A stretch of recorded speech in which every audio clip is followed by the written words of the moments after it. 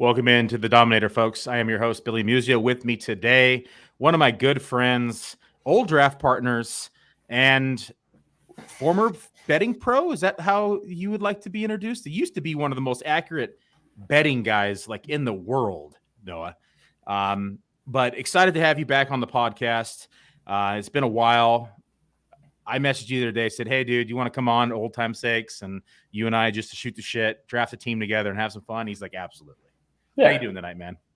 I'm doing really well. I've had 3 drafts already today, kind of in the wind down. Figured that I would do a wind down draft with my old buddy Billy, who I think you and I met doing an FFPC Dynasty league together, and just kind of messaging on the side about trades and players and what we thought about things. And then you started doing some drafts together, and then of course you started your show and everything else. But it's been a while, so good to get back on with you.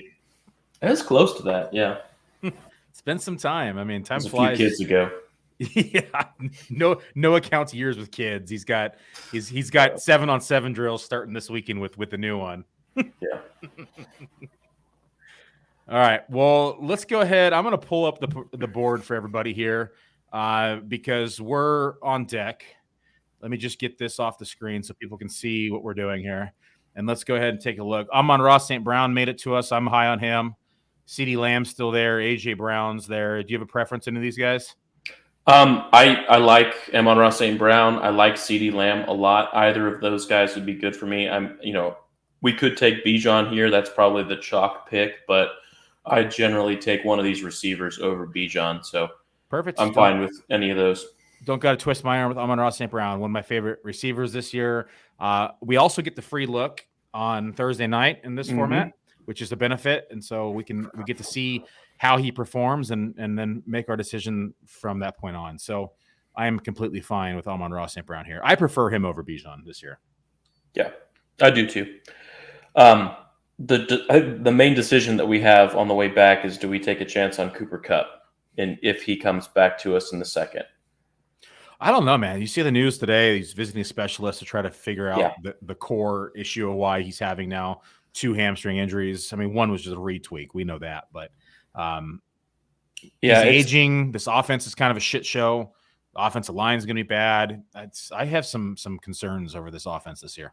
I have some concerns, not just on the offense, but also on the direction that the team plans to take. This is the first year that they've had their own first-round pick since 2016, when they spent their first-round pick on Jared Goff with the number 1 overall pick. They've traded away their first-round pick every year for the last 7 years, and this is the first year where they've actually retained and kept their first-round pick, which makes you kind of wonder why. So hashtag not good. Yeah, if I was going to be suspicious that a team might start tanking middle of the season once they realize that they're not very good, I would put them at the very top of that list. And especially if Kupp misses 2 or 3 games, that might increase the chances that they're making those decisions and just shutting players down, and even taking a look at some of their younger rookie running backs and things like that. So I'd say they have as good of a chance of anyone for the Caleb Williams sweepstakes here against Arizona, right? Yeah, it'll be. I mean, there's going to be a bunch of teams going for it this year. This is going to be a very strange year because there will be several teams going for Caleb Williams. Who are your top 3 in consideration for that number 1 pick? Arizona, the Rams. Arizona, Tampa is trying for it too. Atlanta could, if things go south quickly. So we're about to be back on the clock. I would love to snag AJ Brown or Tony Pollard here. Yep. At the 204. I think those would be my top 2. Nick Chubb right after those. But would be happy with either of those, unless you want to go for Mark Andrews, but I think it's still probably a little early. I'm fine with any of those guys. There's honestly a lot of people here that I like. That's why I love the back end this year. So for me, I'm good either AJ Brown or Tony Pollard. We could build an anchor build with Tony Pollard. I feel like I just did this the other day with Theo, was the start, but I'm good doing it again. AJ Brown's also sweet. Let me look at the stack finder just to see. I feel like A.J. Brown is going to be a little bit more unique here. I'm punching in the stack finder right now. I'll tell you which one's more unique. Just get ready to lock it just in case. How much time we got? 37 seconds? Yeah, 35 seconds. So A.J. Brown, there's 132 teams. Let's try Pollard. Pollard, there's 80 teams with this start. Okay, so would you lean Pollard over A.J. Brown? Yeah, let's go Pollard. Okay, I like it. They also have Week 17 game if we make it there for the shootout. Yeah, you get a little correlation going on if you get there. I think Tony Pollard is a running back that should probably be going up around where Eckler goes. So getting him at a discount, I think, is a really nice look. And we're just keeping it on brand here. You and I were Tony Pollard fans before Tony Pollard was a real deal. His rookie campaign in Dallas, I remember when we had him in the queue, and there happened to be an error, whether you or me or whatever, somebody clicked on it. We stopped the clock and had him rewind it because it drafted out of our queue and it wasn't in order, if you recall this. Yeah. And we had the pick corrected with Tony Pollard. We were just a year too early on him every year. Honestly, for the draft capital that you spent on him, I think he was fine every step of the way. I'd say that the person that never paid off his draft capital was the guy he was playing behind Zeke. I don't think that, besides his rookie season, I don't think there was a year where he ended up paying off his draft cost. So I'm fine being on the Tony Pollard side of things because history is very kind to my opinion on the matter. So first round, pretty chalk. Jefferson goes to the 1 hole. Travis Kelce goes to the 2 hole. Jamar Chase 3. Christian McCaffrey 4. Tyreek Hill 5. Eckler 6. Stephon Diggs 7. Barkley 8, who's been climbing up boards. Amon-Ra St. Brown to us in the 9 hole. Garrett Wilson to the 10 hole, who's been sneaking his way into round 1 pretty consistently now. Cooper Kupp does not fall that far in this draft, just the 11 hole. Bijan to the 12. Then he taps CeeDee Lamb as well. Devontae Adams to the Cooper Kupp team at the 2.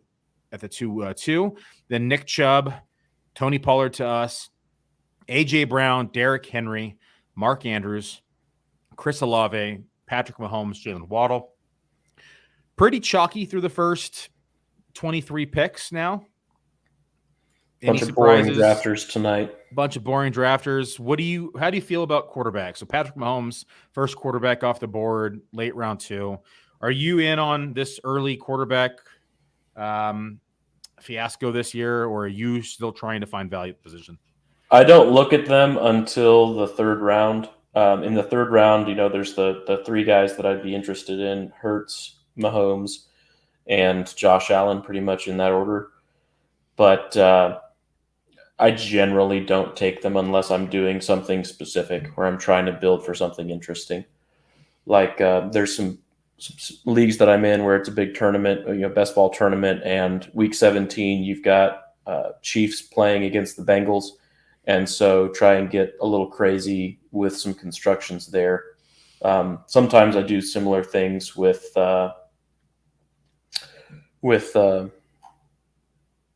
Ravens quarterback, Lamar Jackson. So I'll do that sometimes, mixing him with Dolphins, because I think Ravens-Dolphins is a sneaky game to play for Week 17. Yep. So I like going something like a Jalen Waddle and Tyreek Hill with my first 2 picks, and then get Lamar in the 4th. In those formats, it's not tight end premium, so you can get Mark Andrews in the 3rd. So kind of stack up your Dolphins and Ravens together, and then have some equity if there's a shootout in Week 17. In these redraft leagues, if you miss on the top 3, are you ever taking that next tier, the Lamar, Herbert, Trevor Lawrence, Fields tier, or do you typically find yourself taking somebody in that rounds 9 through 12 range, maybe like a Dak Prescott, a Geno Smith, a Kirk Cousins, anyone in that area, or do you? What's your philosophy in general at quarterback if you're not taking the top 3? So I have probably the least of Herbert, just because he goes pretty quickly, and then Fields also don't have a lot of.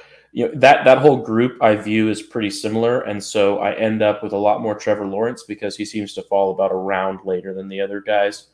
So, and he also usually is a nice little stat combination where you can get him along with Christian Kirk. So I end up with more Trevor Lawrence than the other guys, but I don't try to target any of those guys specifically. The chat is lit tonight. Harry Snowman is looking forward to the draft and having Noah here. Naughty's in the house. Just finished his draft. Took Pollard with the 108, and he got Amon-Ra at the turn, so he did it backwards to what we did. And well, maybe not backwards. Maybe we did it backwards. Yeah, maybe we did it backwards. Everyone seems to be fired up that we got Amon-Ra. I've been pushing Amon-Ra all off season. Yeah, his draft and our draft are Eskimo brothers. There you go. We got Rollings in the queue or inside the chat tonight. Brian's in the chat tonight. I don't even know how to say that name, but you're in the chat tonight. And this format is PPR, but it's also tight end premium. So there's 1.5 points per reception for all tight ends. So you'll see tight ends go early and often at the FFPC. All right. We're about to be on the clock. Yeah. So the guys I've got in the queue right now is Jamar Gibbs and TJ Hawkinson. I'd be fine with either one of those. What are your thoughts on taking TJ Hawkinson at the end of the third? I don't really like Hawkinson at cost this year. Really? I think he's, tight end 3, 4, most likely. There he goes anyways.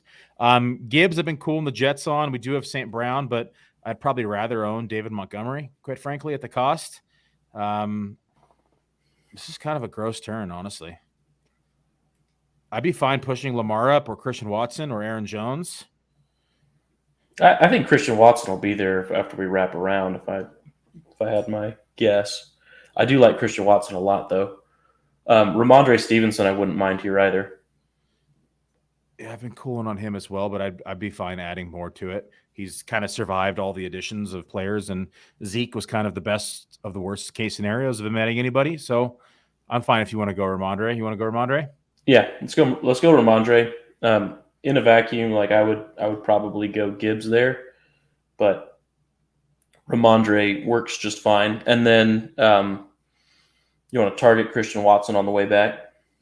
Yeah, hope he makes it. He's been kind of creeping up in these drafts, but I think he should make it back. The Rhamondre was like my RB5 for most of the offseason, and then slowly but surely kind of was trickling down as news of him wanting to have less touches himself. He even came out and said that he had too many touches last year and that that an additional backmate would be good for him. So that was not a good sign for me. I'm glad that it was Zeke out of everybody they signed. I think I'd be more concerned if it was Hunt. But then they also traded away Pierre Strong, and then they cut Ty Montgomery. So like that, and they cut Harris as well. Yeah. So the thing that I was concerned about was that they might keep Ty Montgomery and give him some kind of gadget pass catching role. But when they cut him and when they moved on from Harris, I was just like, okay, well, this is going to be, as much as Rhamondre wants to handle, and then, see if Zeke can fall forwards a little bit.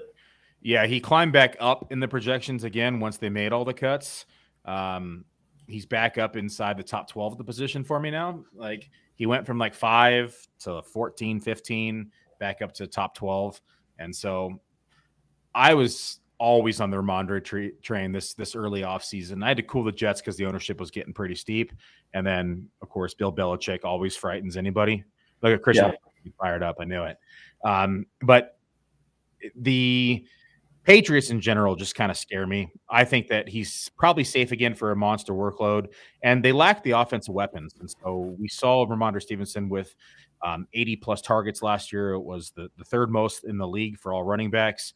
And so if he can see 60, 70 this year, I think we're in a good spot, especially in round 3.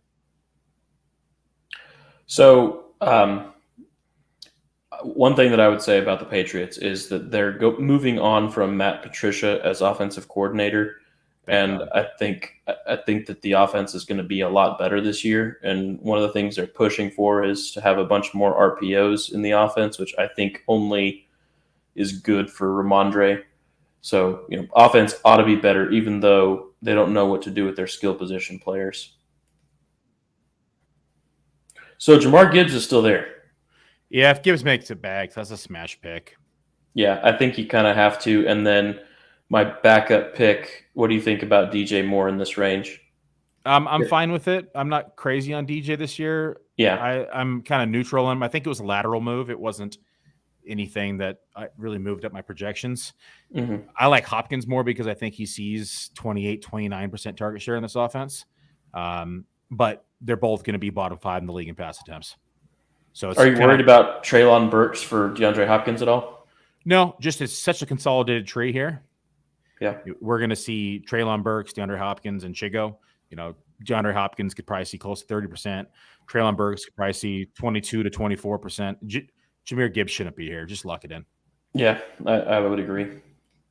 We passed on him, and then, I mean, if we had taken Jahmyr in the 3rd, we'd been really excited to get Rhamondre in the 4th. So flip-flopping it, we're Eskimo broing it again. But I think that we're fine taking him there. Yeah, and now we're pretty heavy on running back. We can get flexible, pushing the position now. We can attack receiver, tight end, or quarterback. Yeah, I love this next group of receivers, though. So I think that we got some good options. I'll just start dropping guys into our queue, but would be really happy with a bunch of these guys. Yeah, it'd be interesting how the board shakes out too. The left side's pretty colorful, less green, so they might attack some of the green and push yellow our way. Maybe push some other value. I think we'll see something follow this way. Got the Piss Boys in full swing. That's right.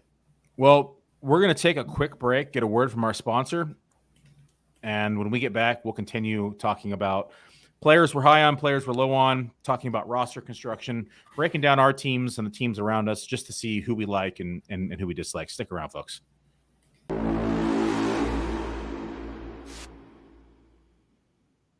Hey, so many ask me, what's wrong with sportsbooks? Why so many of them fail? The answer is simple. They don't innovate. They're just casino sportsbooks on a phone. That's all they've been. There are a few that are doing a good job. We partner with them. Most of them, not so much. Until Bet Openly came along. Bet Openly said, hey, we're going to innovate. We're going to do something groundbreaking. We're going to have peer-to-peer betting in all states, and you pay 1%. When you win, you pay just 1% on your winnings. You heard that right. It's 1%. With code Underworld, you qualify for just that 1% transaction fee on Bet Openly. It gives you ultimate flexibility to set your own lines and browse lines that others have set. Think about it. That's what betting should be, and now that is the reality. BetOpenly.com. The code is Underworld. Check it out.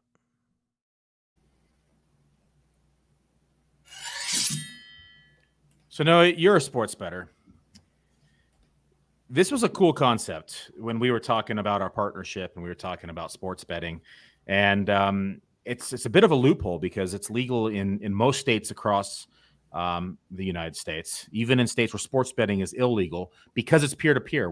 There's no house, right? And so the lines are adjustable by the host. So if I'm on there, I can place a line. You can't like take advantage of an individual and raise the odds. So like if the line was set at like say 65.5 yards, I can't turn around and set it for like 75, right? So you can only give better odds than what is on there. That being said, 1% juice is all there is. Have you played around with anything like this before? I have not. I haven't heard of this particular app that you're talking about. So it does sound very interesting. Yeah, it's pretty interesting. It's innovative. I just started using them, and it's a pretty cool concept because everyone knows that the house is taking their fair share on sports betting, right? And they're setting the odds, but to be able to set the odds yourself as a player and to be able to have like Noah, you could log in. You and I are talking about like you threw Calvin Ridley in the queue earlier, and I took him out of the queue. Luckily, he went. We didn't have to have that conversation, and we could have gone on this big debate. And then I said, you know what? His line is set at 975.5 yards. I will give you, Noah, 20 yards and set it at 950.5.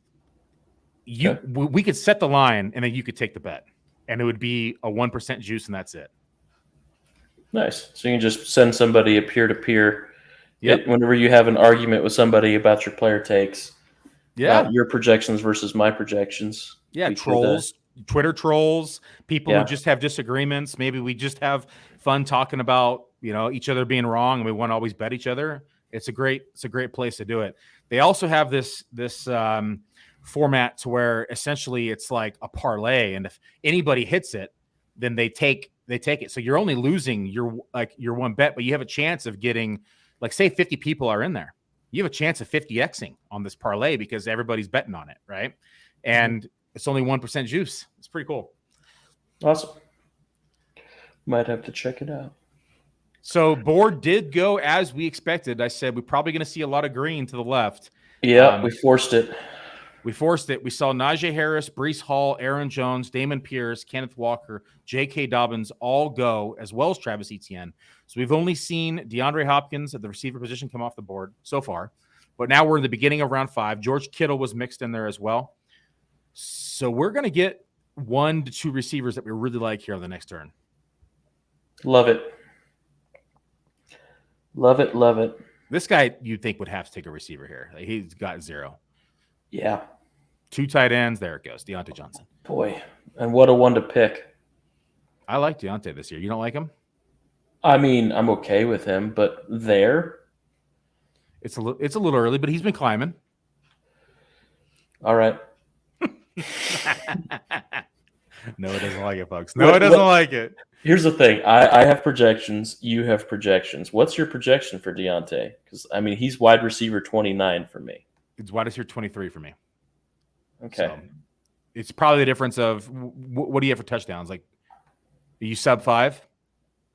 Let me scroll over to it 1 second. All right. So I've got 85 catches, 916 yards, and 4.7 touchdowns. Hold up. I'm loading the projection sheet. 1 second. 85 receptions, 916 yards, and 4.7 touchdowns. Okay, so I have him for 7 more receptions than you. How much yards do you have him for? 916. Okay, so I have him for 80 more yards than you. And then how many touchdowns? 4.7. So I have him for 2 more touchdowns. That's what the difference is, the touchdowns. All right. Yeah, Well, I mean, 0. He had 0 last year, which I know is fluky, but yeah, I would put my entire 4.7 was about right. I would put my entire bankroll on the fact that he does not have 0 again. And, well, of course, nobody's going to take the other side of that bet. Prior to that, he saw 8, 7, 5. So I think 5 is the floor this year. You have him at 4.7, you said? Yeah, 4.7. Yeah, that's fine. Yeah. So George Pickens went the very next pick. Mm-hmm. What do you think about that? Where's he for you? That's a little steep for me. I like Pickens as a talent. He hasn't been able to separate, but a great body control, very physical player. Let me see where he's at inside my rankings from. He's my wide receiver 39 in my projections right now. Okay, so I have Diontae a little bit lower than you, and I have Pickens a little bit higher than you. I've got Pickens at wide receiver 32 and Diontae at wide receiver 29. So they're fairly close in my numbers, but not that bad. For a while, you could get Diontae Johnson in round 8 here at FFPC. It was a beautiful time. Yeah. Those days are long gone. Well, you can still get a receiver in round 8 that's going to have more fantasy points than him. So, why? Debatable. Why am I worried about that? Okay, so DJ Moore just went. All right, so here my lean would be Mike Williams. What do you think about that? I like Mike Williams. I like Drake London more just because of the target share. And I know it is an offense throwing a lot less. And so those overall targets are probably closer than people think, from 27% versus 18.5%. But I think just London is the go-to. Now, if Mike Williams does see more work in the slot like they're saying he's going to, then he could see 120 targets. But he's only been near that mark once in his career. Okay. Yeah, Mike Williams, basically, for me, if he's healthy all season, I want him a lot more than I want Drake London. But they're both on the clock. It makes it tough for us. They're both still there. Yeah, I mean, if you want to take Drake London here, maybe Mike makes it back. Probably not. Probably not. I think, yeah, let's go ahead and take Drake here. And Okay. then I like London. Yeah, see if we get Mike Williams on the way back. I'm a little bit lower on Drake London, I think, than you are. So he's my wide receiver 28. Mike Williams is my wide receiver 24. So you're close. Let me see. Yeah. I got London at 20, and I got Mike Williams at 26. So we're close on both of them. Yeah.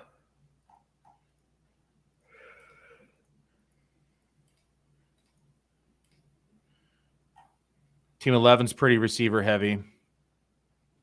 Right. So on the way back, I mean, my next receivers, of course, Mike Williams. Yep. How do you feel about Terry McLaurin's toe? Do you think it's turf toe Terry? Yeah, turf toe Terry. Do you think he's going to be okay, or do you think that that's going to be a problem? I think it could linger. I also have beliefs that Jahan Dotson could take over the number one receiving role this year. He was pretty electric last year, had a knack for the end zone. I just could see that the offense transitioning towards him as the number one. Terry just never really has finished higher than wide receiver 20 in his career. And so I think he's a better best ball play than a redraft play, as cop out as that is. Yeah. I like Chris Godwin just because of the target consolidation. And if anything with the contract with Evans goes awry, you're looking at a very consolidated target tree, even in an offense that is projected to be bad. You know that he would see probably a floor of 24%. And if anything happened to Evans, we're talking about 28 to 30% every week. And I think that Baker's going to be a little bit better than people are expecting this year. So I think he's kind of been mispriced, but I get why. The other player that I like in this area is Brandin Ayuk. Yeah, Brandin Ayuk would be my next after Mike Williams, if Mike Williams doesn't make it to us.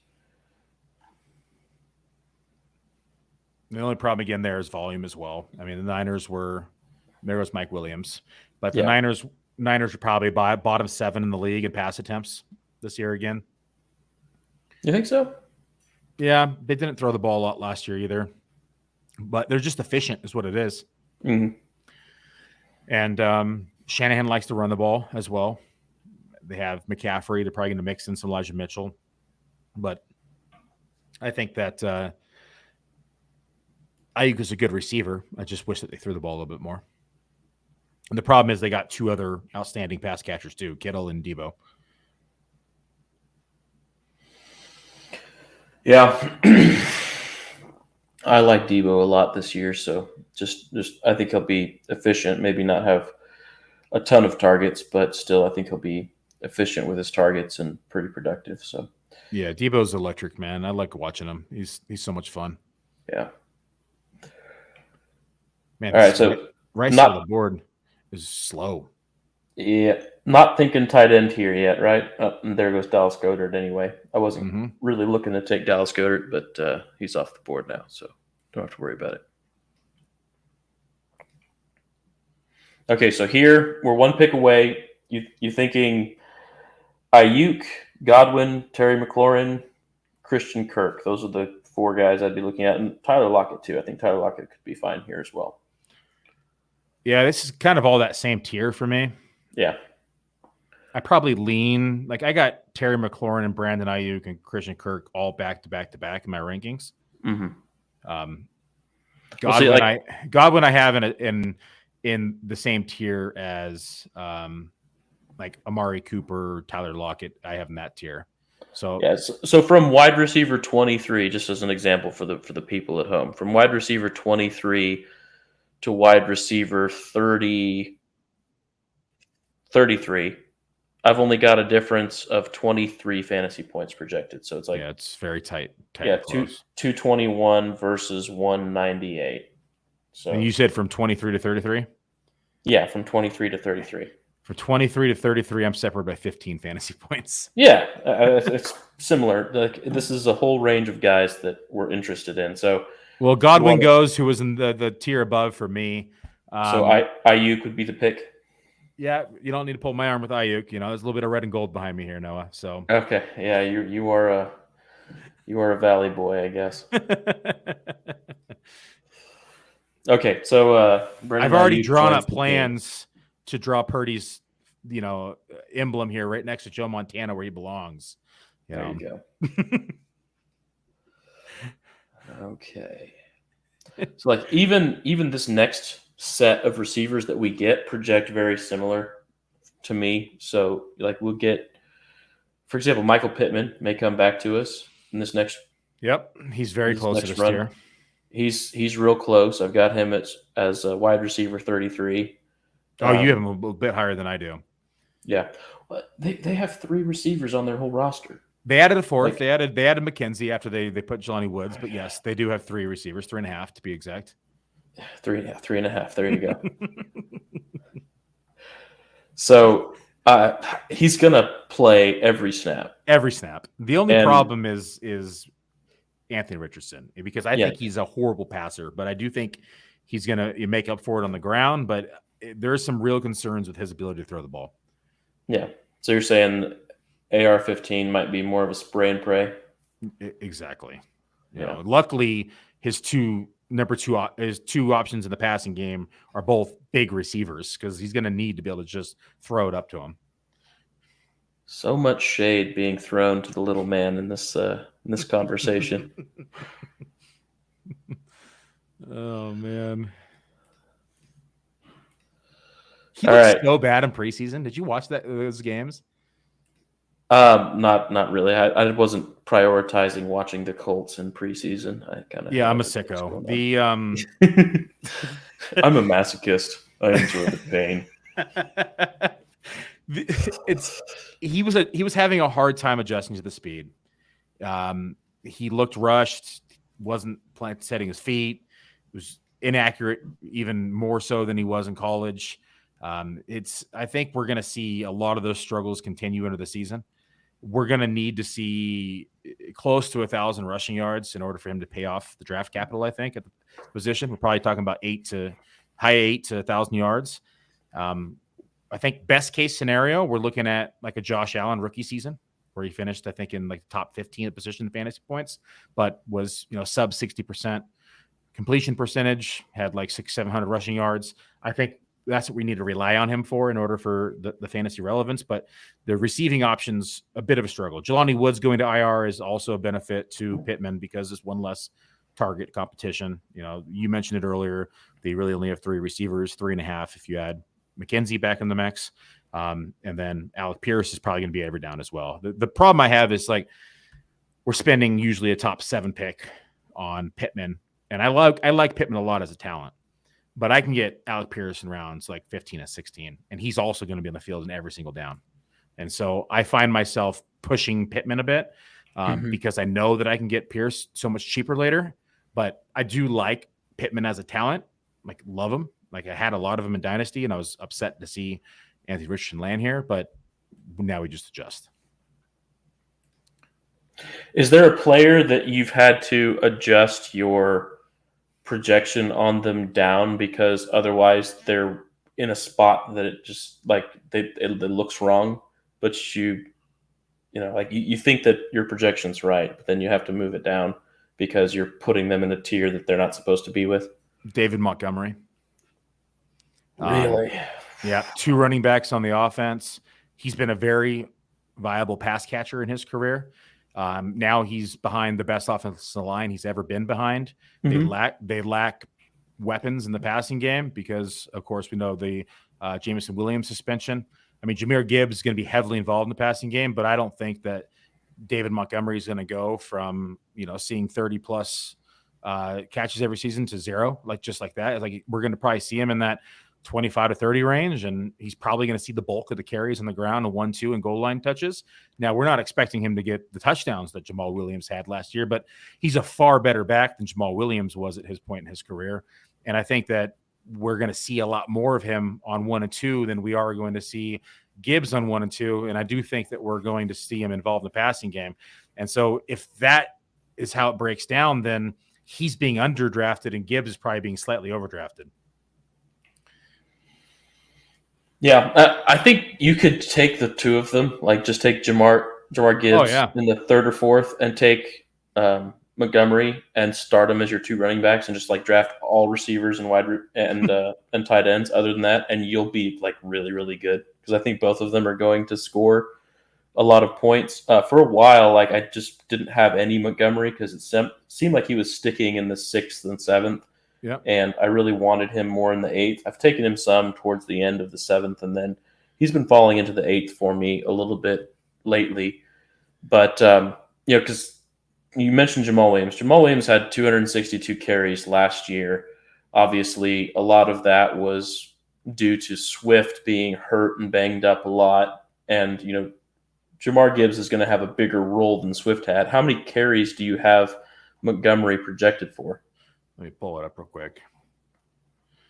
So, of course, they only kept 2 backs too. There's two teams here that kept 2 backs, Patriots and the Lions. I got David Montgomery projected for 224 carries, which is 50% of the rushing share. 224, okay. Yep. So he had 201 last year, 225 the year before, 247 the year before that. Right, but that was on the Bears, right? I mean, correct. But we're talking about a team that lacks weapons, that has one of the best O-lines in football. They're going to run the ball. Yeah. I love Frank Ragnow. He's one of my favorite players, just as a side note. But so I've got Montgomery for 198 carries, so not that far off of where you're at. 862 rushing yards, 7.6 rushing touchdowns. I've got 26 receptions for 204 yards on the receiving side. Okay, so you have a higher touchdown rate than I do. 7 points. I have him at 8.1, so a slightly higher rate than you had predicted for. How many receiving? What do you have him projected for in the receiving game? 26 receptions for 204 yards. Okay, that's the big difference. I have him for 30 receptions on the dot, 30.3 to be exact. All right, well, we're on the clock. We've been talking about David Montgomery this whole time, and he's still there. Might as well just take him. Oh, come on, don't make me do that. We also Jonathan Taylor is still there. Obviously, I'm probably not interested in involving myself in that situation. No. Did you want to take David Montgomery here and then grab a receiver on the way back? What are your thoughts? That's what I think the play is. I prefer Montgomery here. We're going to slide him in the flex now. And now we get 2 looks or 3 free looks on Thursday night. We get to see what Amon-Ra does. We get to see what Gibbs does. We get to see what Montgomery does. And we get to make the decision after the fact, which is we've basically set ourselves up for a free win week 1. Correct. So, all right. So on the way back here, I really would like Brandin Cooks in the 8th. What are your thoughts on that? I'm higher on Brandin Cooks than a lot of people. So you're actually the first person I've talked to that is also higher on Brandin Cooks. So when we talked about people that once we do our projections and we look at it, we go, that can't be right. Yeah. I think when we get to the end of the season, we're going to look back at it and we're going to say, well, Brandin Cooks and Devonta Smith have the same stats. Not that high, but I could see a path to success of being a similar trajectory. Yeah. But that's like I can't even think of an analogy right now to separate the two. But I'm higher on Brandin Cooks, so I'm curious to see what you have target share wise. Like I have him at 20%, and that's probably a conservative number, because this offense is going to take a step forward in the passing game because they have to now. They don't have a back like Zeke that's going to plot his way for 220 carries. So they have a lot of shifting, I think, inside of this overall look of the offense. And I think we see a pass-heavier approach in 2023. Right. So that's 119 targets for me. I have him at 77.4 receptions, 967.2 yards, and 6.8 touchdowns. Okay. So the first time I ran mine, I had him at 81 receptions for 1,032 yards and 6.2 touchdowns. And I ended up dialing that back just because I didn't want to see his face up at the top of my list for 4 or 5 rounds while I'm waiting and not taking him. So what's he your receiver? Is he like a top 35 receiver for you in your projections? Right now, no, because I moved him down. I think he's like I have him at 34. Okay. Yeah, so I moved him down lower than where you've got him, just because I know that I can get him there, and I just know that I'm always going to be son of a bitch taking him if he gets there. He's listening. That's fine. If someone else takes Joke's him, on you. We're lying the whole time. He's Yep. wide receiver 60. I had him at 34, wide receiver 34 in my latest round. But the first time I did it, he was in the top 20. So, well, there goes Brandin Cooks. That's fine. So the downside of recording live, the downside. Yeah, we probably shouldn't have mentioned him so quickly. So here, I'd really like either Zay Flowers or Gabe Davis. I think either one of those is a good pick. I like Zay Flowers a lot this year. What are your thoughts on Zay Flowers? And he's the third option for me in the passing game. In some games, I think he could be the fourth. I do think they still run 12 personnel a bit more than they're expecting because I know Roman's gone, but I do think that Isaiah Likely is a athletic tight end that's going to see the field. And so they're going to need to get him involved. He's likely to play. He's likely to play. And so what's going to happen is they're going to revert to 2 wide receiver sets during that time, and somebody's going to sit out. They just paid Odell. So unless he gets hurt, there we go. Zay's gone anyways. So thank God to auto draft. I have Gabe Davis and Cortland Sutton pretty close in the projections. Okay. Cortland Sutton I have a little bit higher, but I'm good either way. I could be swayed here. I think that real quick argument is that the Lombardi offense favors the X receiver. We know Judy's hurt, but Cortland's at X receiver. Mike Williams had a career year under Lombardi. Mike Williams had a career under Lombardi. Bounce back season for Russell Wilson, offensive-minded head coach. And, of course, Lombardi going to favor the X receiver with Cortland Sutton. Okay, I've got Gabe Davis at wide receiver 36 and then Cortland Sutton at 41. I'm fine either way. If you want to take Sutton, we can take Sutton. Let's take Sutton. Okay. I'm more confident in Gabe in best ball than I am in redraft. What news is that Sutton's lost weight. A lot of good positive reports for Sutton coming out of camp.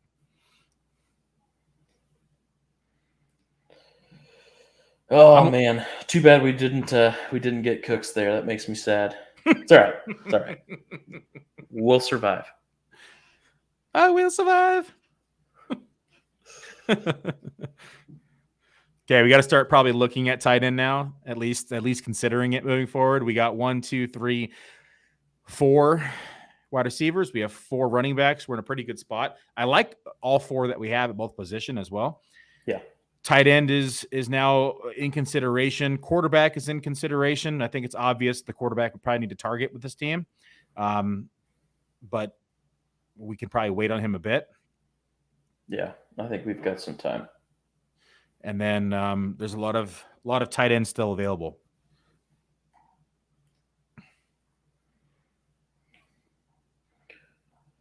There's still a lot of receivers I like too. Yeah, I mean, so what are your thoughts on the Sky Moore Kadarius Toney situation? It's Sky Moore pretty easily for me. Yeah. They drafted him round 2 last year. This is a perfect example of a player that I wanted nothing to do with last year that I'm in on this year based upon situation. And I'm a big believer in following contract money. Like a team's not going to go out typically and spend a bunch of money on a player and then not use them. And so they went out and paid MVS. They went out and paid Juju, and they drafted Sky Moore. To me, it looked like that they wanted Sky Moore to develop and potentially become that late season push into, the offseason and then carry the momentum on here in 2023 as they let go of one or both of MVS and Juju. Clear now, and now hindsight's 2020. We see they, did not re-sign Juju. They kept MVS as the field stretcher. Sky Moore now inserts himself as the clear-cut one at the position for me, at least in every down receiver. I think that MVS is probably going to be on the field more than people expect or that they want to admit. And then at least early. And then we're going to see a combination of like Rashee Rice, Toney whenever he's healthy. And then we're going to see a combination of like Justin Ross and Richie James. That being said, I think Toney's probably the most athletic of the group and probably has the highest upside if he could stay on the field. I just have very serious doubts about that. I don't think he can stay healthy, and I don't think that he can stay on the field. I think that makes sense. Somebody's going to get a bunch of gadget touchdowns in that offense. Yeah. And, I think some of those are going to go to Toney. Maybe he has a middling production season with like 600 yards, but 7 weird touchdowns because that's just the kind of player that he is. So to your point earlier, probably more of a best ball target than a managed league target. There's a question that my co-host Theo Grimminger asked every one of our guests, so I'm going to keep the tradition on with you because my answer has been Kadarius Toney when he asked me this question. But if you could pick, or if you had the ability to know the final stat line of any player in the NFL, who would it be and why? Final stat line of any player in the NFL. While you're thinking, a couple other analysts had said, like Kyler Murray, to know if he's going to play it all this season and what that offense might look like. Tua was one answer because then we know if he's going to play and be healthy this season, and that's going to affect Waddle and Tyreek Hill going in round 1 and 2. So there's a lot of different ways that you could approach this to see, and maybe a convoluted backfield to know if Herbert's going to be the number 1, right? There's a lot of ways that you could channel this. I like Herbert a lot. I think I would probably pick Alvin Kamara. I think that would be a good one, just because there's a wide range of outcomes there. Yeah, he could be another top 12 back again, or he could fall into like RB30 range where he's not seeing the ball on the ground as much, not getting targeted in the air as much. That is a good one. Yeah, Kendre Miller's got the hamstring injury right now, and how healthy is he going to be this year? Is he going to have setbacks with it? Jamal Williams, are they going to let Jamal Williams be the early down grinder even after Kamara comes back? Or is it going to be, Kamara in something close to a workload, like a bell cow type workload? So I think that would be a good one. Honestly, any Saint. We just watched Michael Thomas go on the board right now. Michael Thomas could either be old Michael Thomas, which I don't think is very likely, but if he's old Michael Thomas, then he should be going in the first or second. And then, instead he's going in the 9th round. I don't know what to do with him. Another one that's probably a good one, Odell Beckham.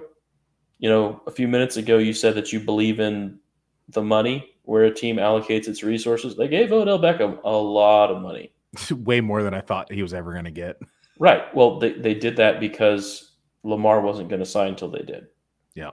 Lamar played things very, very well this offseason because he got Greg Roman fired, which, people didn't think Greg Roman was going anywhere, but he didn't want to continue to play for Greg Roman. So he kind of hung out there with this contract waiting for Greg Roman to get fired. Let that happen, and then waited until they showed him that they were interested with weapons, and they got Odell Beckham, and then they drafted Zay Flowers, and he said, all right, I'm signing. So I think that was part of why they gave Odell as much money as they did. Harry Snowman has an interesting one. He'd like to know Jordan Love's stat line. You want to know Jordan Love's stat line? I don't think that one's as big of a question, but I think he's any better than people think. I think he'd be good. I do too. Okay, great. Yeah. Awesome. Yeah. So he's looked good in preseason. He's looked good in limited action last year. He showed chemistry with Watson last year in a limited action. We saw it in the preseason. I think Watson is athletic. I think Romeo's better than people want to give him credit for. Reed's another outstanding pick.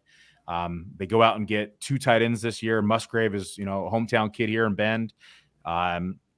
Love his athleticism. So I think Green Bay is going to be good this year as well.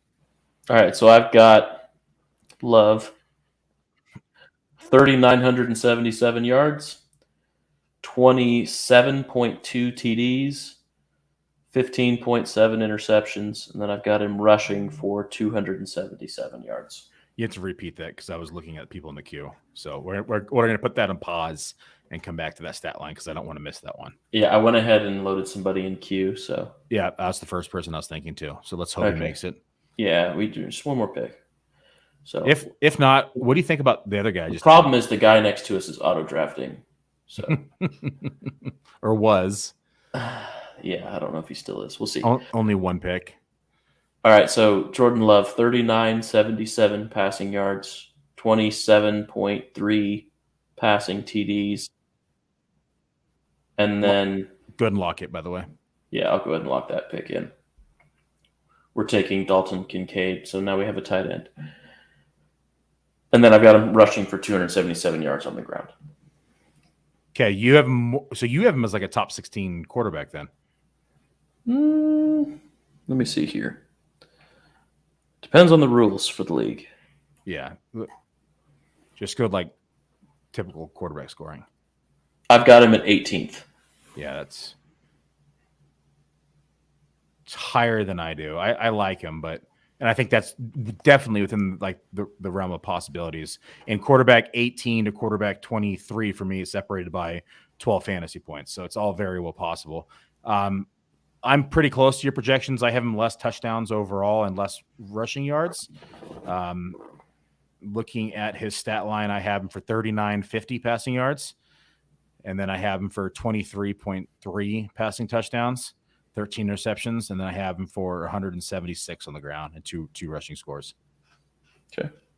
I don't think that's bad. We're close. I think we're pretty close. All right, well, I'm going ahead and populating the queue with a few guys that I'd be interested in this area. There goes Jamal Williams. Jamal. That guy is hilarious. He's just such a funny character. I'm going to throw one more in there just to keep the trend continuing. Okay. It's a bit of a dangerous endeavor going double rookies at the position, but I think these two are as good of a bet to anyone to finish inside the top 13, 14 of the position. Okay. I think I know where you're going. I think I'm picking up what you're laying down. My biggest problem with that guy, because I was drafting that guy a lot. Yeah. And then his picture came out on for everything, and that is Big Ben's kid. Like, I just couldn't get over. I'm like, man, this is Big Ben's bathroom baby. Like, this. Speaking of people who look like people, I still have yet to see you and Sam Darnold in the same room. I've been Me searching. and Sam? No, I don't look like Sam Darnold. My brother does. So I have a brother that looks just like Sam Darnold. I've been searching the planet for you and Sam Darnold in the same room, and I have not found it yet, Noah. So just throwing that out there. No. I do. I need to send you a picture of my brother because he looks like Sam Darnold, and it's really funny because he lives in the Bay Area, and so once Sam Darnold came to town, everybody was like looking at him sideways. Is he the same height as well, or? He's 6'1", something like that. Yeah, I mean, a little shorter, not much, but the average Joe wouldn't notice, is what you're saying. Yeah. All right, so you thinking the double tap that we were talking about? I like it. It's another free look. You might have just given it away. Huh? You might have just given it away. Yeah, I probably did just give it away. But if this guy wants to take him, that's fine. There's a lot of other guys in the queue that we like here. Yeah. I mean, we've got it populated with a few guys we're interested in. So. And then we could be almost done at the position. Maybe attack it one more time before the end of the draft. And then we got he took one of the guys in our queue, but it wasn't the one we were talking about. All right, we'll lock it in. Cool. So now we get the free look at Laporta on Thursday. We're guaranteed a win for week 1 with the free lock, unless everyone just sucks. Unless the other guys suck that we think about putting in instead. Yeah. Have you ever done that with the free look? Like your guy gets like 6 points or 7 points, and you swap him out with the free look, and then the guy you swap him out for gets 4. Yeah. Oh, I have a league that's crazy. It's called an ad buy. So basically, you get like only 9 of these per season. So in the season, you get 9 do-over chances. So if you have a guy that goes out there and lays an egg, you can do an ad buy and replace him with somebody else who hasn't played yet on your roster. But you can only do that 9 times in the season. The idea behind it is if a guy gets injured in the first game on Sunday, you can replace him with a guy that plays in the afternoon game. But it's always a mad rush in that league, right at the end of the noon games before the afternoon games start for people to get their ad buys in, because you got games that are not quite over yet when the other games are starting. So like Rhamondre Stevenson was having a really bad game last year. and I did an ad buy to replace him with somebody who was in the afternoon game. But I had to do the ad buy with like 4 minutes left in the fourth quarter. And then he busts off a long touchdown right after I do the ad buy. And I'm like, oh, so like the commish has already replaced the player in my lineup.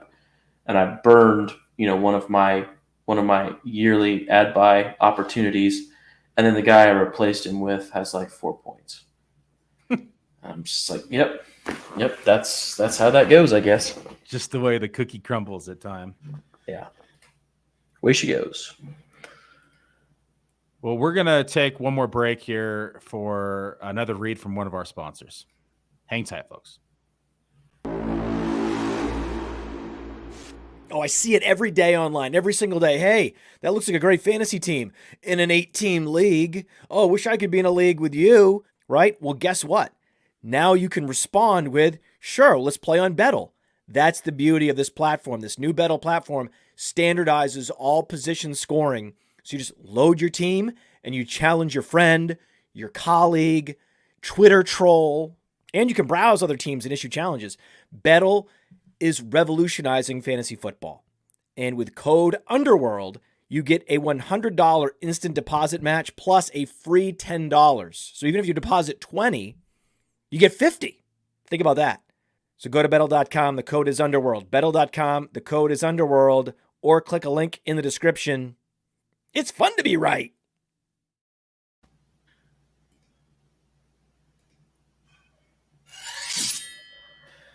That was another cool concept with Bettle. I was talking with the owner over there, and let's just say, Noah, that we're in a league together because we've all been here before. You're top 2 in the league in scoring. You have 6 losses in the first 8 weeks. You continue to get beat by the guy who puts up the most fantasy points every single week. That's bottom of the league or what happens, and just a streak of bad luck. Well, Bettle, you can import your lineups over there. They standardize the scoring based upon the Bettle scoring. They have API keys for ESPN, Yahoo, a couple other platforms, and then you can challenge other folks to maybe win your buyback in for your league. So, like, say we're in a Yahoo league together, though, and maybe we weren't doing the best and middle of the pack, and we don't like our chances, but we like our team, and we're just not having the best luck. Well, you can import your lineup over at Bettle. You can challenge other folks. They can take a look at your lineup and accept the challenge, and you can play head-to-head against other people across the globe in different platforms, even with imported lineups. So cool concept. Love the innovation and the chance to continue to dive into this game that we all love so much with fantasy football. Round 10 is in the books now.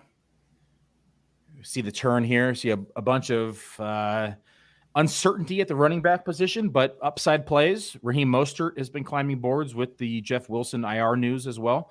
Jerick McKinnon's kind of been floating this area. Tank Bigsby. A bunch of yellow goes off the board. A lot of the guys we had in the queue, like Juju Smith-Schuster, Nico Collins, Marvin Mims. So, a pretty big detriment to our queue in terms of the yellow, but still a lot of players that we like on the board. Overall, how you feeling about the team? We have a pretty heavy Detroit line build here. Yeah. How do you like it? How you feeling? In hindsight, would you have made a different pick? Walk me through. Well, in hindsight, I think I would have preferred to have Christian Watson over Rhamondre Stevenson, just not knowing that Jahmyr Gibbs would make it back to us in the 4th. Yep. I feel like our wide receiver 2 is a little weak. I know you like Drake London. You probably like Drake London a little bit more than I do. But so I just went ahead and set our lineup just to get a feel for it and see what I think about it. And, we've got 4 running backs playing in our starting lineup right now, which is fine. But then the wide receiver 2 spot feels weaker than either of our flex spots to me. So I know that you're probably a little bit more comfortable with Drake London as your wide receiver 2 than I am, but that would be my only feeling on the team overall. Yeah, not my typical approach. I'm usually a 2 or 3 wide receiver kind of guy in the first 3 rounds, quite frankly. But we take what the board gives us at times, and the board gave us running back, so we made the adjustment. I always talk about being like Bruce Lee and being water in my friend in podcasts. And we made the adjustments and we took a little heavier at the running back position than we typically both would normally approach a draft. But it gives us a bit of flexibility now. It gives us also a chance to diversify our portfolio and our ownership, because these aren't Rhamondre Stevenson's not a back I own a lot as of late. I own a lot in early best ball, but not so much in redraft at the end in the last month or so. And so always like a draft that I can kind of diversify the portfolio as well. So we're up in 2 picks here. I see the queue over there. I like it. We need to add a different quarterback in there as well, I think. So I'd be fine pushing the position because the right side has 3 quarterbacks anyways. Yeah. Yeah, I think we'd be fine to push it. But yeah, I'll go ahead and add another quarterback in there.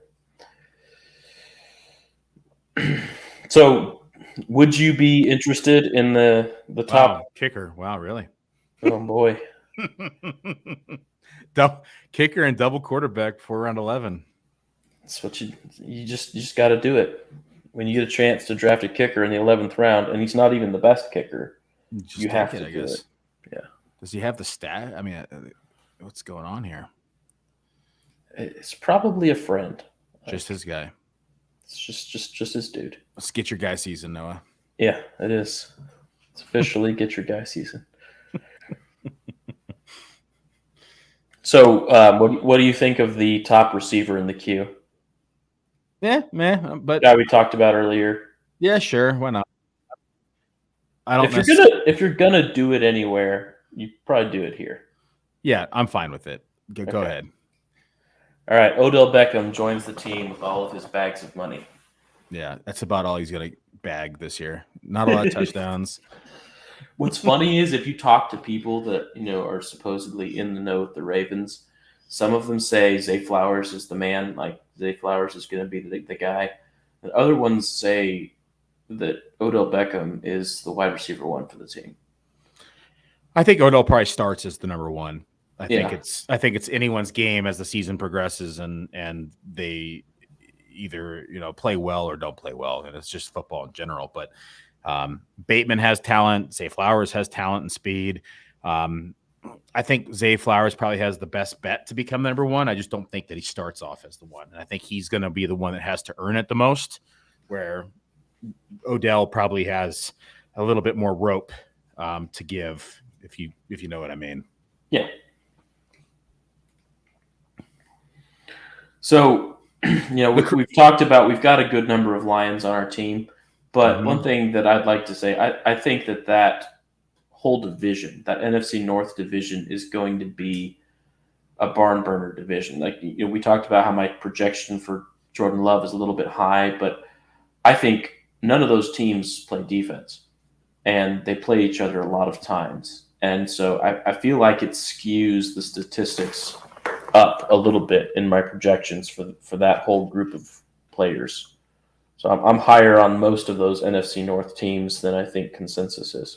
Yeah, I like the NFC North. I think the NFC East is actually going to be better than people think too. I like the Giants a lot. I actually like Washington more than most people like them. Howell's looked really good, honestly. I like the teams, but I think almost all of those teams play defense. Yeah, that's very true. So it'll be real physical. Like the defensive lines between Eagles, Cowboys, and Washington, like those defensive lines are top 5 in the NFL, like all of them. So it'll be really physical, and there'll be some games that get derailed by a big sack. Whereas in the NFC North, I think it's just who can outscore the other one. What do you think of Harry Snowman's statement here? What do you put the odds at that? 1 second. I'm not looking at the stream. Washington's going to win the division, he says. Odds are low just because I think that both the Cowboys and the Eagles are going to be pushing for 11 wins. I think the Eagles take a little bit of a step back because their schedule is going to be tougher. I think Cowboys and Eagles are both going to be pretty good. So, they got Eric Bieniemy. how well does that offense gel early on, and how well does Sam Howell play? I am higher on Sam Howell than consensus, but I do think that there may be a 9-win team. I think that's pretty respectable for where they're at, and the kind of rebuilding process that they're going through. Team was just sold to a new owner. So I think there's going to be a big transition for that team. They're probably going to build a new stadium, and the future looks a lot brighter than it's been. But we will see. One pick now. We're on the clock. Luke Musgrave getting a lot of hype at camp, on the field a lot during preseason. Yeah. Warranted or steam? I like him. I mean, basically, Jordan Love's going to have a couple of guys that he throws the ball to, and Christian Watson's one of them. Luke Musgrave, I think, is going to be in that mix. I wasn't as high on Jaden Reed when they took him, a little lower on him, just because there was another receiver that they took a lot later that I liked slightly better, Dontavion Wicks. But they've also got Romeo Dubs, so I think he will be their starting tight end, and he's going to play a lot, and he's a spark freak. Just very, very athletic guy. And I think they're going to design plays specifically for him in the red zone. So, I think taking him at 12:02 is perfectly fine. Man, defensive kicker runs. Not used to seeing them this early, but here we are. I think the way we built the team, I have Daniel Jones ranked higher, but I think the way we built the team, we take Jared Goff. Yeah, I mean, we're doing this for fun, right? We're kind of all into it. There's some fun equity.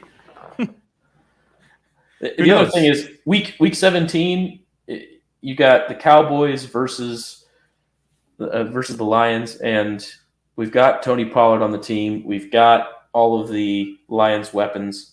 Maybe that game turns into a shootout, and we take down the whole thing. Yeah, why not? Why not us? I like the idea. Yeah.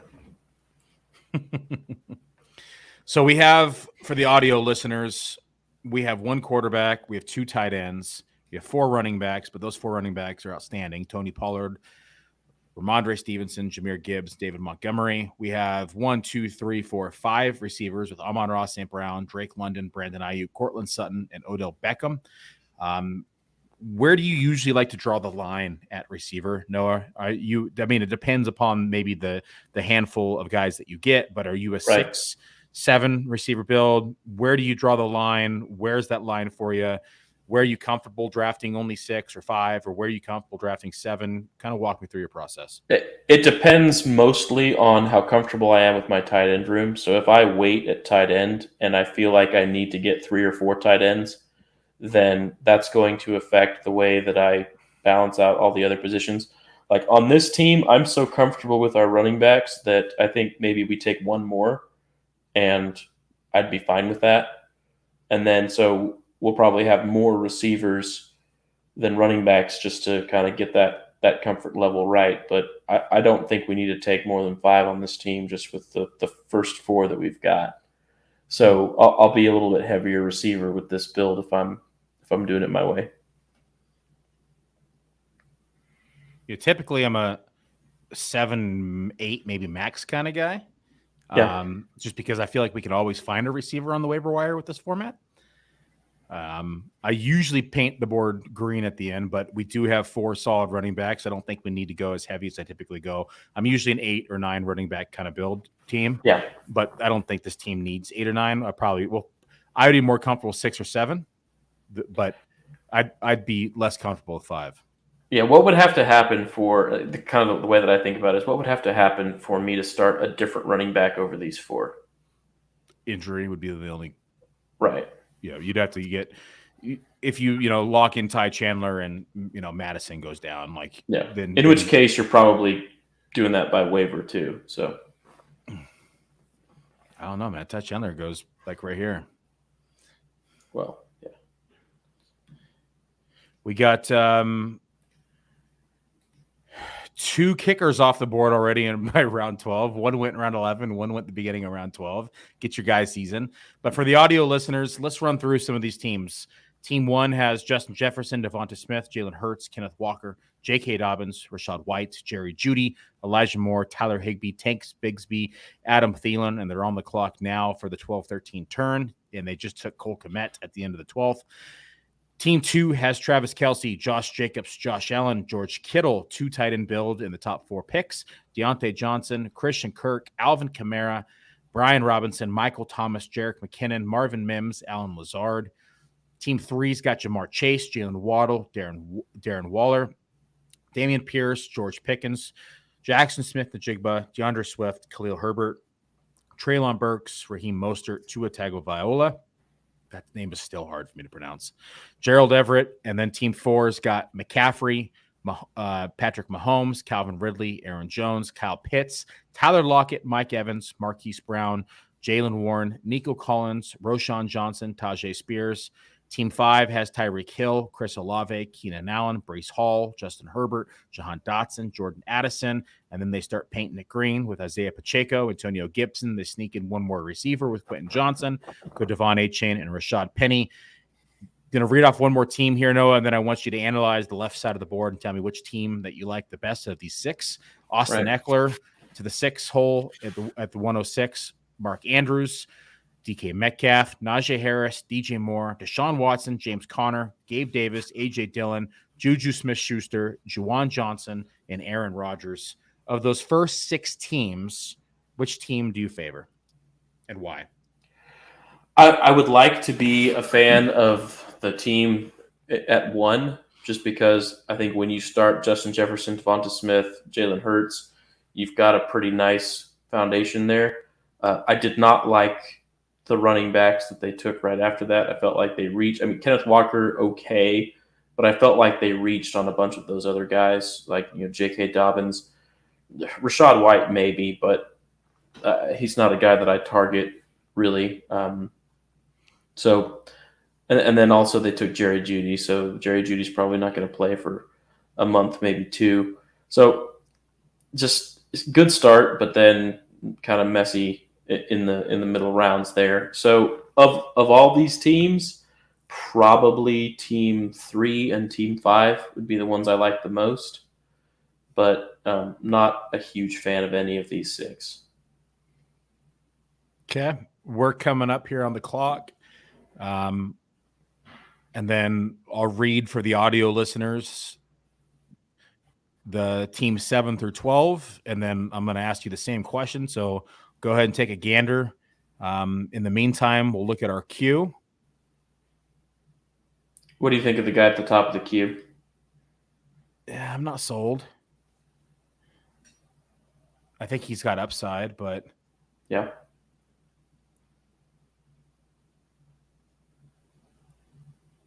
That's really all that we can hope for in the 13th round, I think. There's not a lot of guys that have locked in opportunity that are going this late.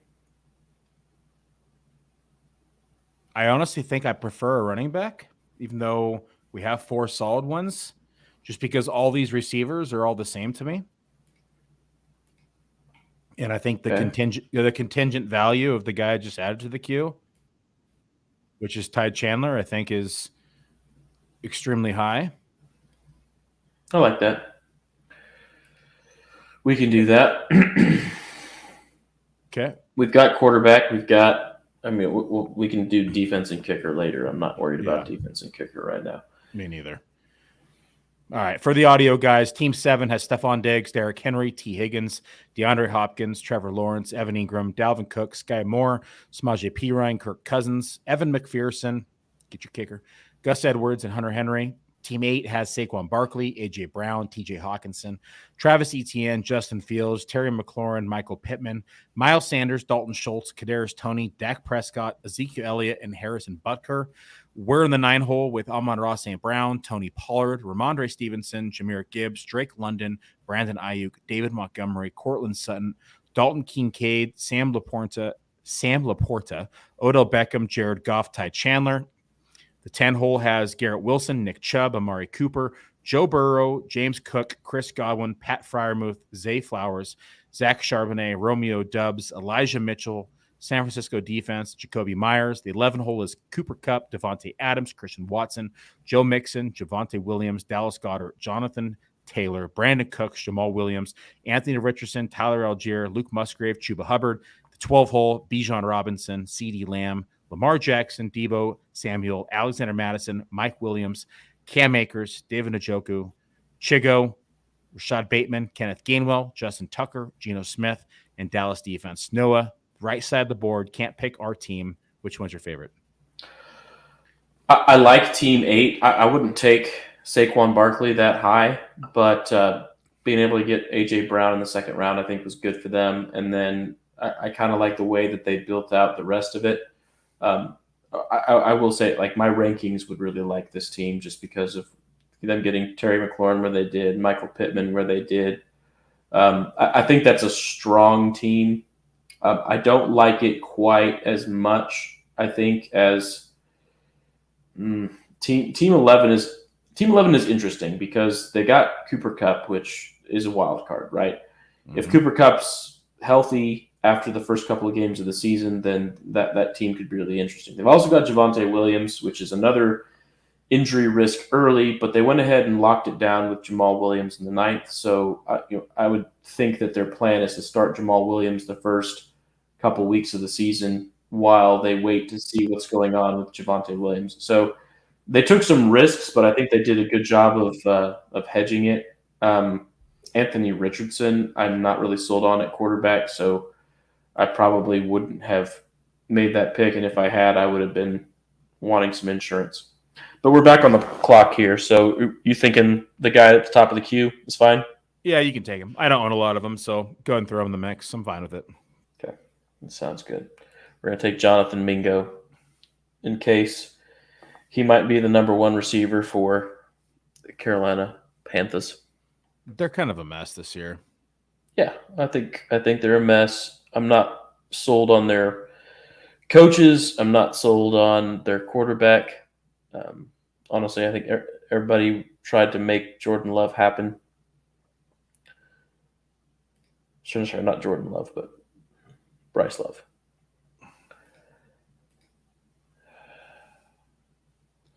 So yeah, Deuce Vaughn goes good. Mingo is a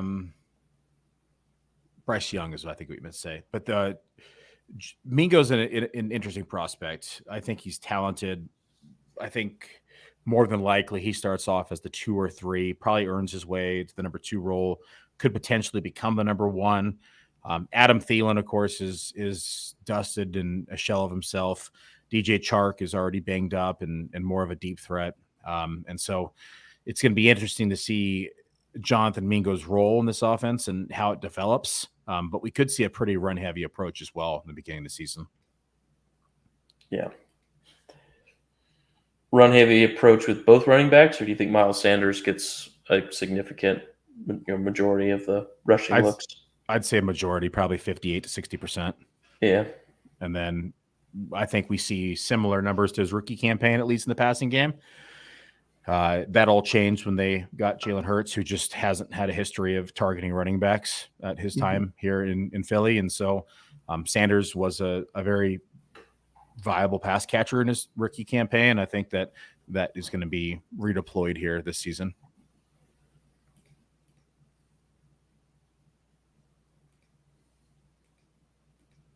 Rashee Rice is a very interesting candidate. I liked his tape a lot. Probably starts off as the wide receiver 3 in this offense, maybe 4, and could potentially sit on people's benches, get cut. But I think he has the talent to become the number 2 in this offense pretty quickly.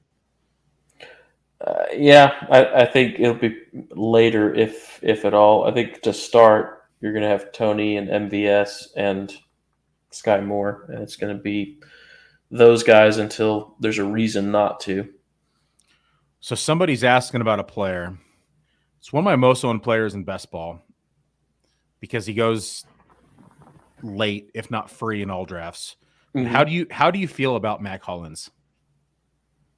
I think he's the number 2 receiver on a team that doesn't know what to do with their hands. So there will be plays where Kyle Pitts is pass blocking for Mac Hollins to get a target 4 yards behind the line of scrimmage and maybe gain 1. So if you like that kind of thing, I'm not going to stop you. The other receivers in the area, of course, Kadero Hodge, Scotty Miller, Josh Alley. We know they got Kyle Pitts. Probably going to see a lot of 12 personnel with Jonnu Smith and Kyle Pitts, which will also help the running game. Of course, they have Bijan Robinson, Tyler Algier. So I would expect a lot of 12 personnel, expect a pretty run-heavy approach. But Mac Hollins, to me, is going to see probably that 14 to 15% target share in this offense. He looks good. He looks like receiver. Looks like he ate steroids all offseason, but he looks great.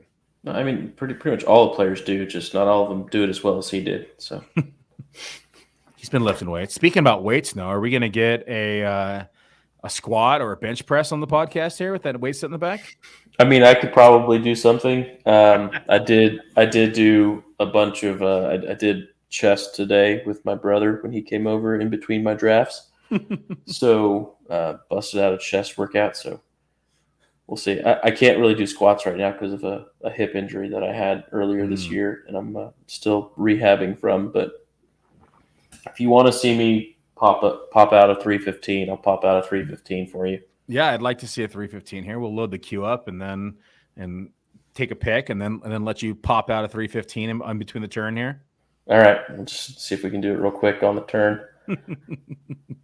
You could wait till we're back on the clock as well, and then you got a good 20 picks in between reps. I'm sticking a guy in the queue that I want to see what you think about. Not for right away, just maybe a little later. I like the top of the queue right now, pretty clearly. Yeah. All right. I'm fine with that. Interesting. Let's see if I can make sure I'm stretched. Get that blood flowing, Noah. Shoulders are just tight from doing much lifting earlier. All right, so we are on the clock. I'm going to go ahead and take Kyren Williams. And then I'm going to walk over here and see if I can lift a little bit. All right, Noah's about to hit 315 for us, folks.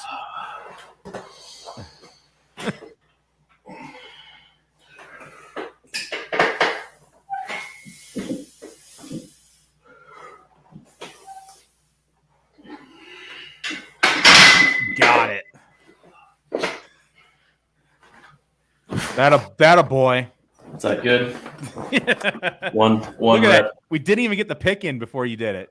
He just benched 315 before he selected Kenny Pickett. There we go. So Kyren Williams, in my projections before the Cup injury, even I had him projected as the pass catching down back or the third down back. Okay. We're now hearing news at a camp that he is expected to be the third down back. What is the ceiling outcome of Kyren Williams in 2023? Ceiling outcome, I think, is like a Giovanni Bernard. Something like that. I've been taking him some as like a fill-in late round guy for best ball. I also take Zach Evans late just because, Cam Akers is in the last year of his deal and he wants a new contract. I don't think the Rams, especially if things go south like we discussed earlier, I don't think the Rams will be wanting to, tether themselves to a running back who's already got a torn Achilles on his resume. And they could very well see what they have in their young guys, and you could see Kyren Williams kind of be the veteran passing down back and Zach Evans get a decent audition for the team towards the end of the season. So I like both of those guys a little bit. And they kept both of them, so yeah, they cut some of the other guys. So I do take Zach Evans some. Zach Evans was a guy that everybody liked in the draft process, but he fell really far in the actual NFL draft, and people kind of soured on him. But he was a pretty good talent.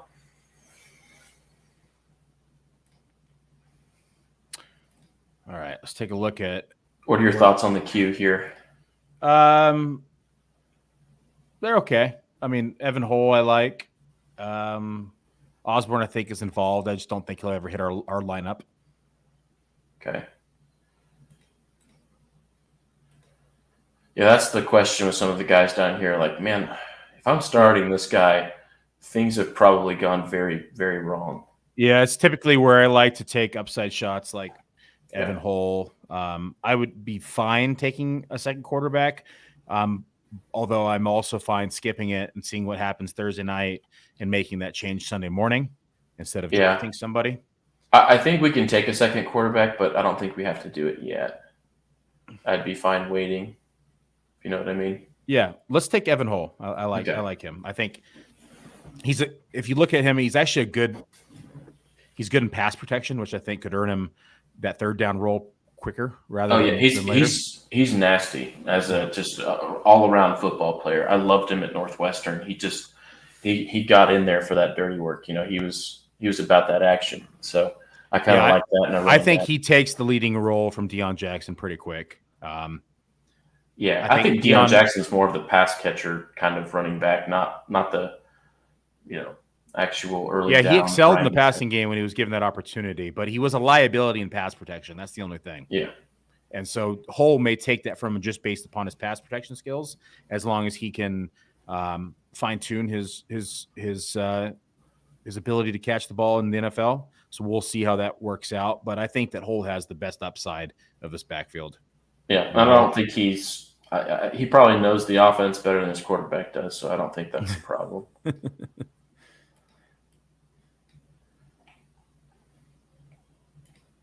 Oh, you added one of my boys in there. Don't tease me with a good time, Noah. Oh, man. I love threatening people with a good time.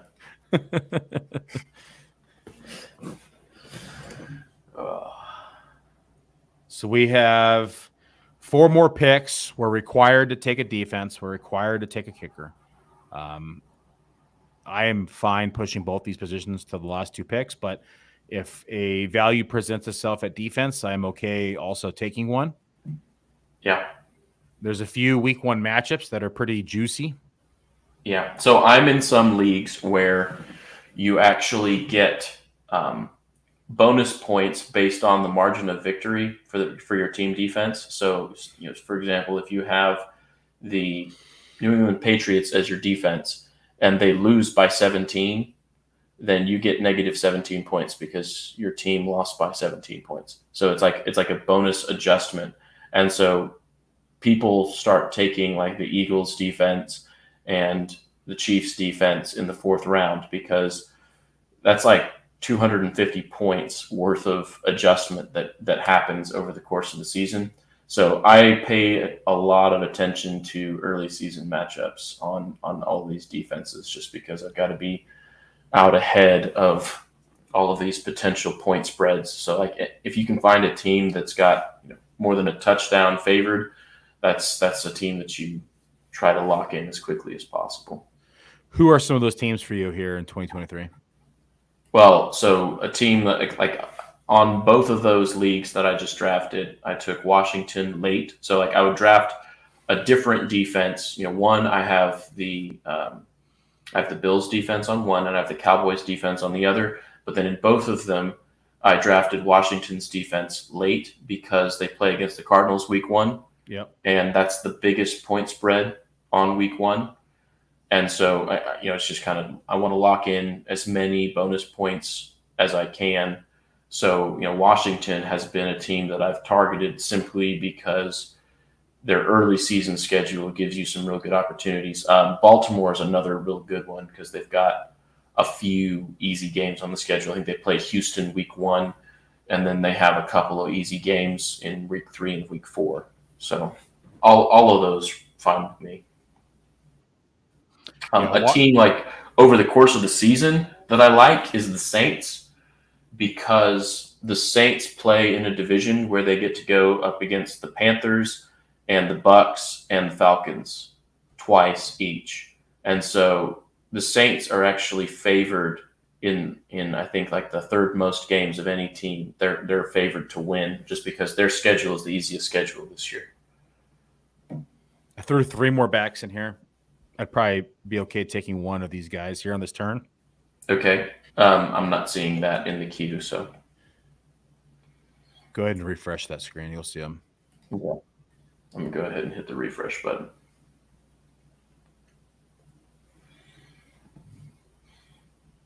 But what are your thoughts on that defense discussion? I've been targeting Washington specifically for week 1. I think they're going Yeah. to be a difference maker week 1. I like everything you said about it. Baltimore's defense have been focusing. New England's defense have been focusing. So I agree with everything you said. People are going to take like Pittsburgh's defense because they think, oh, Pittsburgh, they got a good defense. Well, they're playing against the 49ers week 1. So yeah, if you want to go ahead and stick the 49ers on your team. I say we go naked Jared Goff on this team, and if we need a quarterback after the week 1 performance, then we adjust it and get someone on the waiver wires on Sunday. Okay.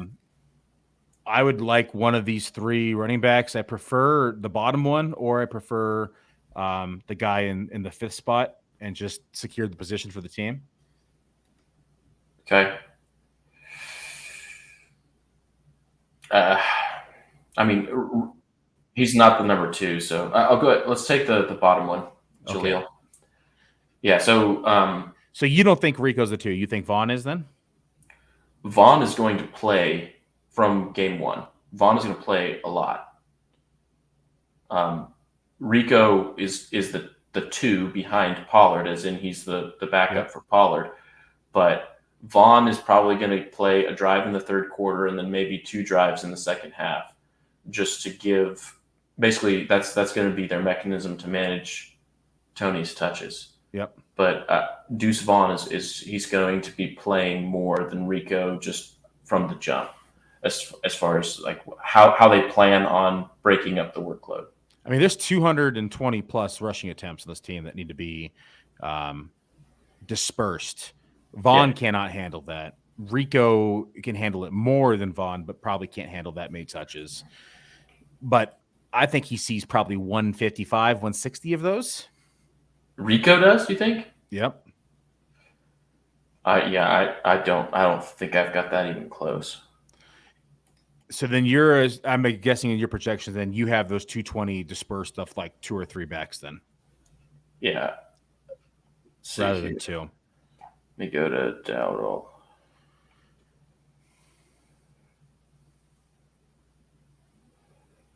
Yeah, I've Dowdle for 157 rushing attempts. I've got him under 100. Wow, that's a big difference. So who do you have? Where do you have all the rushing attempts going?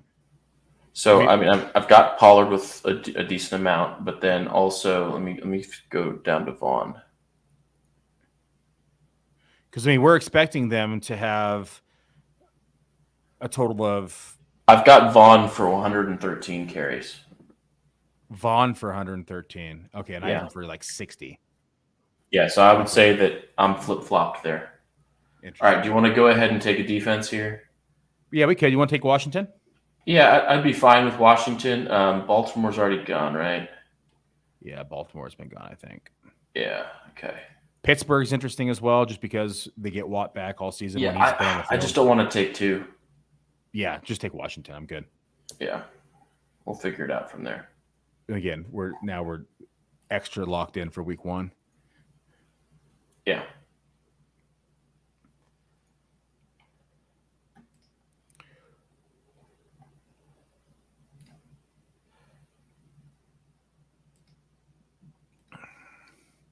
So we have 1, 2, 3, 4, 5, 6, 7, 8 running backs now. I'm good position. If we wanted to add a potential another tight end, another receiver, I think this last spot is pretty flexible.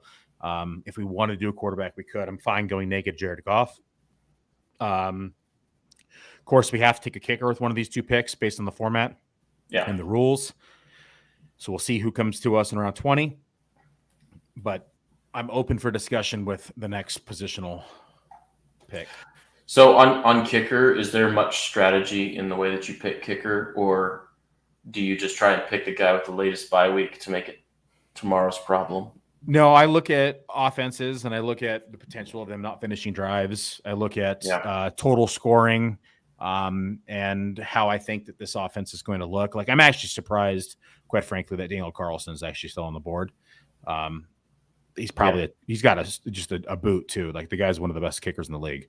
I don't expect him to make it back, but if he made it back, it'd be a smash pick for me in 19. The things I look for is I like kickers that play in domes that have donkey head coaches that kick field goals instead of going for it on fourth down. Like, that's really a significant category for me, because Young Wei Koo. Yeah, it takes a special kind of coach to just decide to kick a 55-yard field goal. But that's like, I need 55-yard field goals in my lineup. So you gotta pick your spots there. You know who's a coach? They're not in a dome, but you know who the coach is who always kicks a field goal every single time and never, ever, ever, ever, ever goes for it? The Rams? No, someone even more than the Rams. Oh man, they're pretty bad. They New England. They always kick. Yeah. Bill Belichick is always get 3, walk away 3 kind of guy. Walk away 3. Yeah. I'll take points. It's free points. Yeah. Problem is, how often do they get in the red zone? So this year, yeah, exactly. Yeah. So I think we just queue up a kicker, and then we think about who we want our Mr. Irrelevant to be. So this is where I look at free looks again, especially like you could look at the receiver position. You could add somebody like Reynolds. You could add someone like Marvin Jones. They don't do anything on Thursday night. You drop them, pick someone else up on Sunday morning. Just depends on how much work you want to do on the waiver wire. But it's a free look to go with the free look team that we have. I think for just for week 1 specifically, I think Marvin Jones is interesting. Probably more so to me than Josh Reynolds, but I still feel that's pretty thin. There's also this. You can do the same thing at kicker. You could take Riley Patterson, and if he doesn't do anything Thursday, you drop him, and then you get another kicker look on Sunday. That's something I do a lot as well for week 1. Yeah, it's a lot of work. Looking for a big kicker blow up week. Yeah, you're looking for someone to get 14 to 16 points. You know, you get lucky and they just kick a lot of field goals, and you throw them in your lineup. And if he doesn't do anything, then no harm, no foul. You took him around 20. You drop him on Sunday morning. You grab a kicker going into the Sunday slate, and then you put him in your lineup. What's the weather looking like for? I have not looked at the weather yet for Thursday night.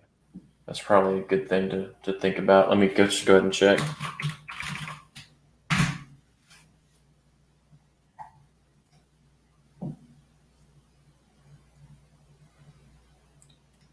All right, let's go to Kansas City.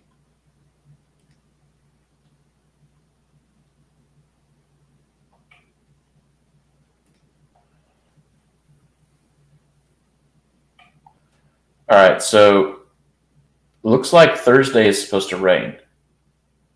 At least in the morning, it's supposed to rain. AM showers. Brings PM flowers and touchdowns. No, that's what that means. Well, we're looking for field goals, though. So. And touchdowns at this team. Yeah. We're looking for a Thursday night shootout, buddy. Yeah. Okay. Well, I mean, it's like 50% chance, so it'd be fine. So you're saying there's a chance.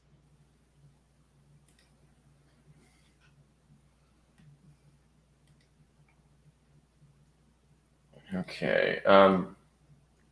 So on kickers, I mean, Graham Gano is fine to me. Do you have any interest in Will Lutz playing at high altitude? Sure. Yeah, I don't hate it. I like Brandon McManus as well. Yeah. With Jacksonville. You talked about domes, Riley Patterson. Free look too. Let's just see which one of these guys. There's so many kickers this year. Yeah. I'm honestly fine pushing this to round 22 if you want to take the positional player here as well. It's just more fun to take your positional player in the final round, though, right? Like, you just remove all the mystery when you take your kick when everyone knows you have to take a kicker, so they're like, okay, well, he's going to take a kicker. I mean, I'd rather keep people guessing for as many rounds as physically possible. Keep them on their toes for another 8 picks, 9 picks. Yes.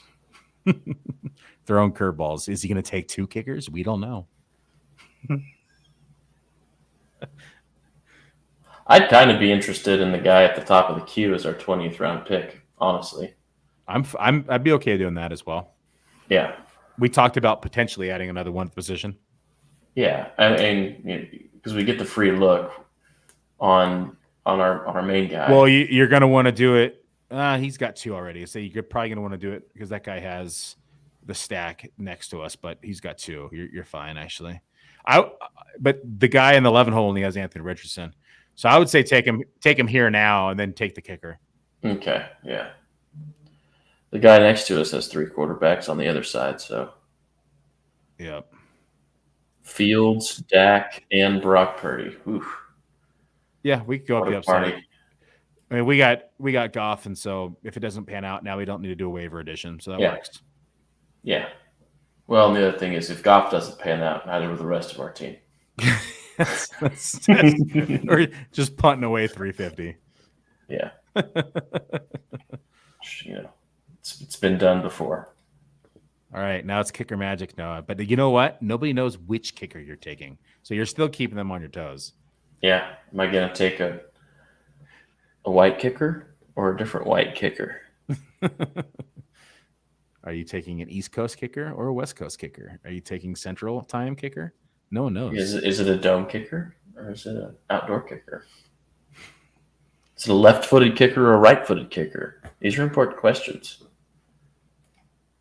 Like, how does the Earth's rotation factor in?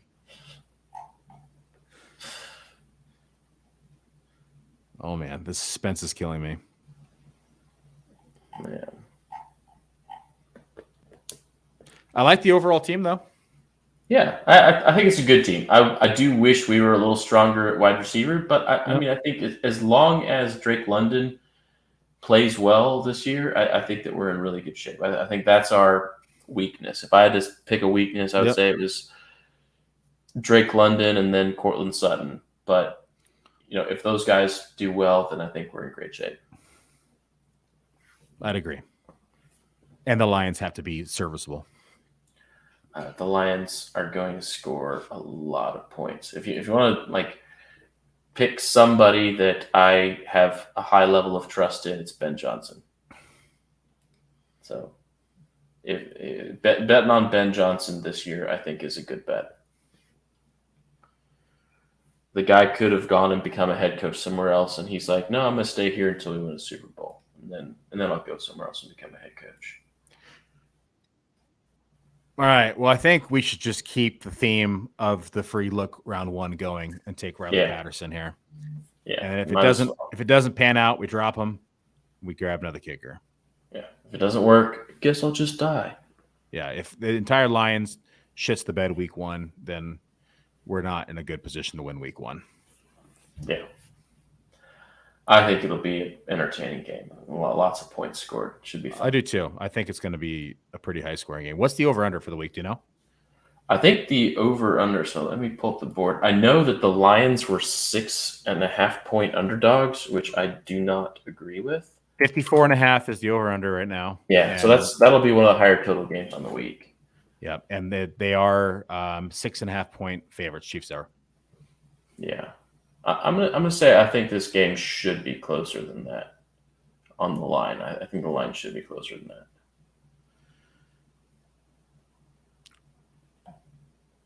This guy's been milking the clock all night. Yeah, he's gonna make us wait to pick our spare kicker. All right, Riley Patterson, join the team with all of your teammates. Well, Noah, always a pleasure to draft with you. Why don't you tell the listeners and subscribers where to find you and if you're working on anything? I would prefer that they didn't, honestly. I like to play fantasy sports, and I like to do little sports betting when I have opportunity. And other than that, I'm mostly focused on family stuff. I've got several children and all kinds of things going on in my life, so just here to have a good time. All right, everybody. Noah Riddell, one of my good friends and buddies, old draft partner from back in the day. We brought the band back together for another hoorah here for 2023. Noah, thanks for joining us here on the Player Profiler feed and joining us on the Dominator. Thanks for tuning in, everybody. I'll be back tomorrow night, Sunday at 6 p.m. Eastern with Matt Kelly, a.k.a. the Podfather. We're going to do another one of these FFPC Fantasy Pros Championships drafts. We don't know our draft position yet, but once we do, we'll announce it on Twitter, and we'll get a link out for you to join tomorrow and watch that. We got 2 more drafts, folks, before I head to Vegas and join all the live drafts. So, again, tomorrow with the Podfather on the Dominator, and then I have a listener who won one of the teams that we're handing out, Noah, to split it with me. And the listener just was – so we did a post – on Twitter, and you had to follow us on Instagram, retweet the tweet, or whatever the rules were. I don't remember all the rules, but you want to. It's someone that we know here, Austin. I mean, I just gave away his name. Austin was the one who won Austin Martin was the one who actually won it. So we drew it at random from a random generator, and so Austin's going to be joining me on Monday night for a podcast here and drafting a Fantasy Pros Championship team. So that's awesome. it. That's it, folks.